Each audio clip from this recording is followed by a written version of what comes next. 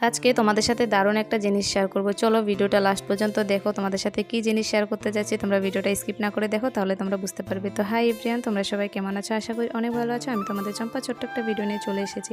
তো কারা কারা নতুন রয়েছে আমার চ্যানেলে, অবশ্যই চ্যানেলটাকে সাবস্ক্রাইব করে পাশে থাকবে। এই যে দেখতে পারছো, এই প্রথমবার আমি এই গাছটা লাগিয়েছিলাম, অনেক দিন হয়ে গিয়েছিল, কোনো ফুলে দেয়নি। তো দেখতে পাচ্ছ আজকে হঠাৎ করে মা দেখতে পারলো যে গাছটার মধ্যে একটা ফুল ফুটেছে। তো দেখে তো আমাকে মা বললো যে দেখে আস, অনেকটা দারুণ একটা ফুল ফুটেছে ছোট। তো দেখতে পাচ্ছ আমি তারপরে এসেছিলাম, তো তোমাদের সাথে শেয়ার করবো বলে ভিডিওটা করলাম।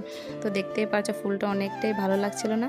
আমার তো দেখে অনেকটাই ভালো লাগছিল, কারণ এই গাছটা আমিই লাগিয়েছিলাম। তো এই গাছটা পুরোপুরি আমাদের বাউন্ডারির পুরো পাশে লাগানো। তো দেখতে পাচ্ছ আমি ফুলটা এখন ছিঁড়ে নিলাম, আমি এটা এখন ঠাকুরকে দেবো।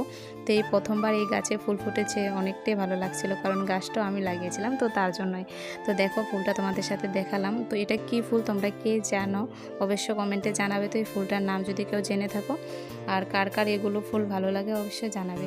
তো দেখতে পাচ্ছ ফুলটা তো আমি ছিঁড়ে নিয়েছি, এখন আমি ঠাকুর পুজোটা দিয়ে আসলাম। তো তার মধ্যে আমাকে মা বললো যে আমাদের কাছে ফুলটা ফুটেছে। আমার কপালে তো দেখতে পারলে চন্দনের ফোঁটা ছিল। তো তারপরে এখানে দেখতে পাচ্ছ ফুলটাকে ধুয়ে এখন ঠাকুরকে দিয়ে দেবো।